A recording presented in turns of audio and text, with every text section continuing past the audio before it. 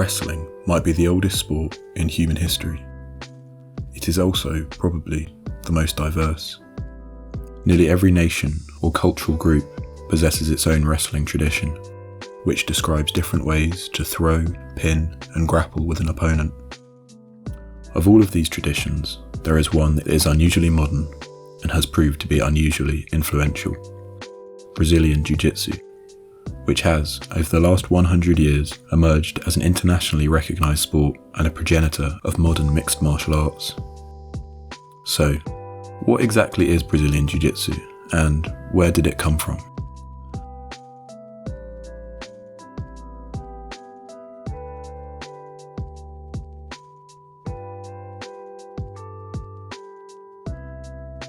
The year 1868 was one of significant change in Japan. The feudal system had collapsed, the Tokugawa shogunate was replaced, and the country had become increasingly westernized. As a result, certain historic features of Japanese society started to disappear. One of these was the samurai class, who were quickly phased out by military reforms. The fall of the samurai was accompanied by a general decline in martial culture. Traditionally, aristocrats had employed martial arts instructors as a matter of course, and samurai families would train in archery, sword fighting, and unarmed combat. The latter was generally referred to as jiu-jitsu and prescribed different ways to throw, strike, or pin an armoured opponent. In post-feudal Japan, these practices became obsolete. It was said that times have changed and such things are neither useful nor relevant. Born into a wealthy family in 1860, a boy named Jigoro Kano would grow up alongside these wider changes in Japanese society. Kano was educated at a prestigious language school in Tokyo, and throughout his youth he was unusually small and frail, and was regularly bullied by other children. Around the time he joined the Imperial University in 1877, he sought out someone who could teach him how to defend himself. This proved to be difficult. Falling demand had meant that most martial arts schools were now closed. However, Kano was persistent, and eventually he met a series of teachers who specialised in different styles, also known as ryu, of traditional jiu-jitsu. Kano was a diligent student and began travelling to meet other martial arts masters. Fearful that their knowledge would be lost forever, some masters even sought out Kano, who had gained a reputation for his analysis of the traditional martial arts. Sadly, nearly all were old, without disciples. Kano's period of training and research lasted some 5 years, and he gradually developed a central thesis: that jiu-jitsu was an important part of Japanese cultural heritage and should be preserved. Some parts of jiu-jitsu were designed specifically for the battlefields of feudal Japan, and these were no longer practical. However, other techniques were effective and still relevant in the modern world. Kano then proceeded by keeping what I felt should be kept and discarding what I felt should be discarded, until, on June 5th, 1882, he formally established Kodokan Judo. Kodokan Judo was designed to be a consolidated system of effective martial arts techniques.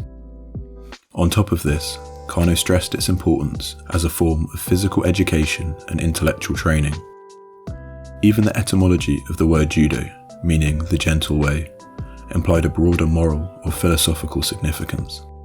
Kano quickly set up a dojo where he could teach, which became known as the Kodokan, and accumulated a small but dedicated group of students who adhered to a strict regimen of training, study, and physical exercise. The practical teachings of judo consisted of nagewaza, or throwing techniques, which prescribed different ways to throw an opponent, and katamiwaza, or grappling techniques, which aimed to incapacitate an opponent by applying pins, chokes, and joint locks. Kano emphasized the importance of throwing, and, for that reason, a great number of experts in nagewaza were fostered during the early years of the Kodokan. Over the next 5 decades, the Japanese would embrace judo as a national sport and a fundamental part of the education system. Kano students would also begin to export judo to other countries, and one of these was Brazil.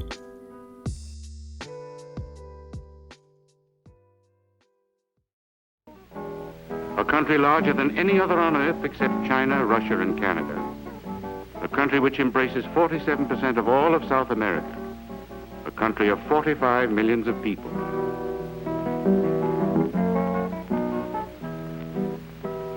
Japan was not the only place that had been developing martial arts techniques. Some 10,000 miles away, in the newly founded Republic of Brazil, people were discovering exciting ways to fight one another for public entertainment. Unique to Brazil was capoeira, an acrobatic style of kicking and movement that had been developed by displaced African slaves. In addition to capoeira, there were other forms of combat sport that were performed at a particular venue, the circus. Brazilian circuses contain the usual kind of variety shows, acrobatics, animal tamers, and strongmen. Alongside them, there were also public competitions that came in a couple of broad categories. The most common was luta romana, a form of wrestling that was primarily choreographed for entertainment. There was luta livre, which, unlike luta romana, was not choreographed and involved genuine wrestling matches. Boxing was also popular, along with savate, a form of French kickboxing. It was in this diverse environment that a young Japanese man called Seda Miyako found himself when he arrived at Rio de Janeiro harbour in 1908. Miyako identified himself as a Jiu Jitsu instructor, and it wasn't long before he had found work at a local circus called Pavilhão Internacional. Miyako was soon competing on a daily basis against wrestlers, and he offered prizes to anyone who could beat him. Locals were perplexed at the ostensible differences between jiu-jitsu and traditional wrestling styles, most noticeably the use of a kimono or judogi as an outfit for training. Newspapers subsequently explained that jiu-jitsu was the art of fighting based on skill and technique, that was the sport of the samurai.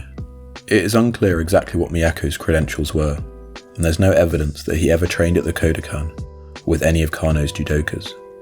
It is also unclear whether Miyako was a particularly formidable opponent. There are no records of any major victories, and we do know that he was famously defeated by a capoeira master in 1909. Seda Miyako left the country that same year, having failed to make a significant impact on Brazilian sporting culture. This was all about to change when, in 1913, another Japanese national arrived on the shores of Brazil. His name was Mitsuyo Maeda, and, unlike Miyako, he had a clear and well-defined pedigree in judo. Maeda had started training at the Kodokan in 1895, at the age of 18. He was part of the second wave of Kano's disciples, and quickly rose through the ranks to become a top student. He taught judo for a while at Waseda University, where he specialised in Kosen judo rules, which placed a greater emphasis on ground fighting. Maeda soon became restless though, and wished to test his skills against fighters from around the world. In 1904, he travelled to the United States, then England, Russia, Portugal, France and Havana. In each location, Maeda competed against the local fighters, whether they were wrestlers, boxers, savate exponents, jiu-jitsu men, generic tough guys, or barroom brawlers. His willingness to fight against other styles made him the prototypical mixed martial artist, and he earned the nickname Conde Coma, or Count Combat. Eventually, Maeda's travels led him to Sao Paulo, where, like Miyako and the local wrestlers, he began by exhibiting his skills at circus shows. He offered 5,000 francs to anyone who could defeat him, and 500 to anyone who could last 15 minutes.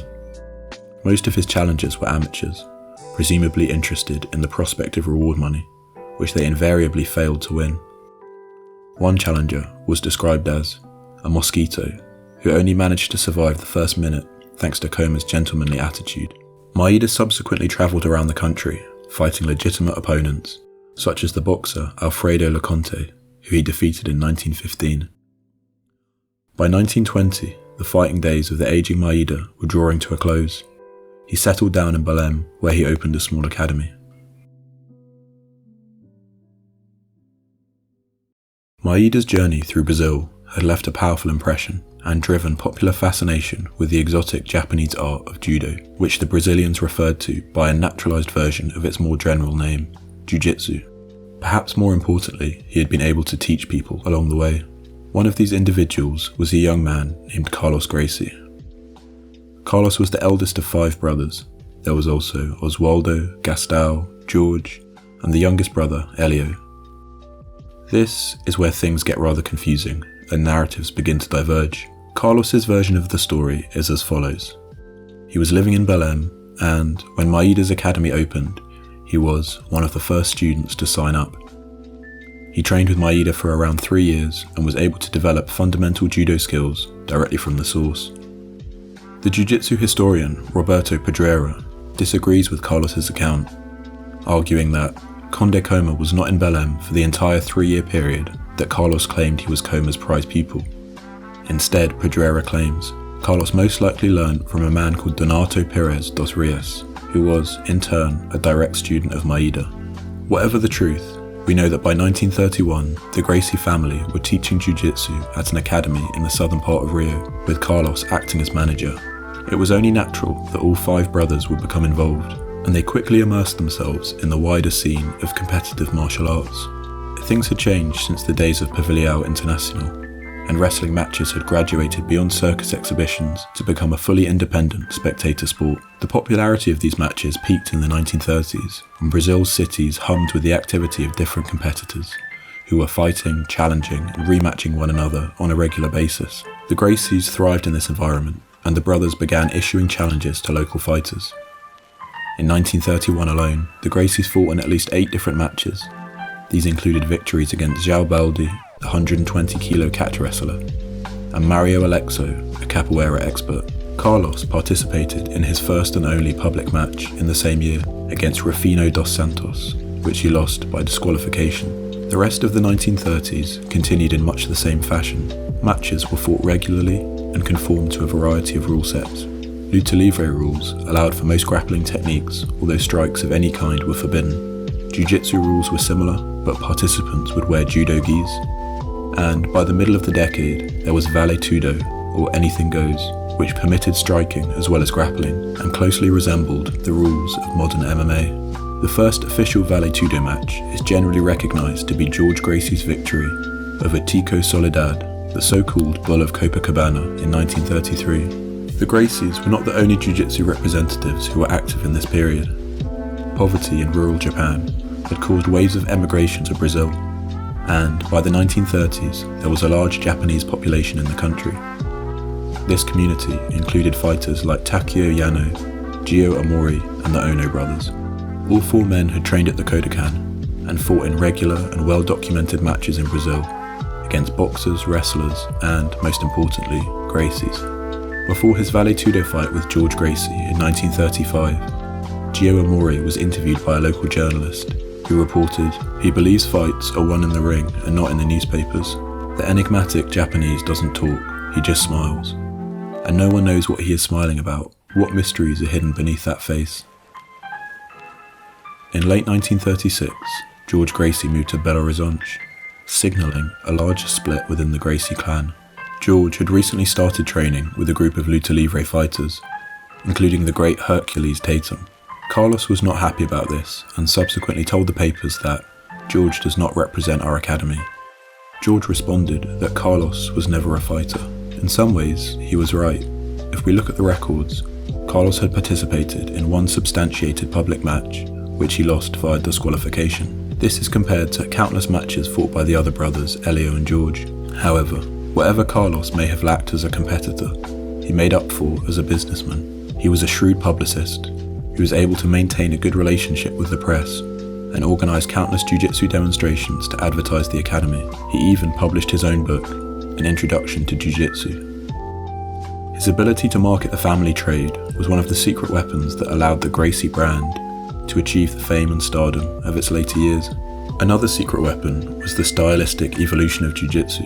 While Maida's Kosen Judo had always stressed the importance of newaza as well as throwing, the Gracies began placing a greater emphasis on ground fighting, and particularly the use of the guard.